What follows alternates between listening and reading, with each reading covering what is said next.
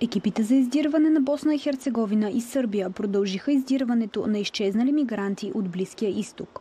Те са били в лодка, преобърнала се ден по-рано в река Дрина, която граничи с двете държави. Спасителите са открили 18 живи души, включително 3 деца, които са успели да стигнат до брега на реката. Това съобщават сръбските власти. 10 тела, сред които тялото на 9-месечно бебе и майка му, също са били извадени. Река Дрина е pogotovo ovaj deo od Bajne Bašte do Zvornika nalazi se... Река Дрина и особено тази част от Байна баща до Зворник се намира между две водно-електрически централи, така че има чести промени в нивото на водата.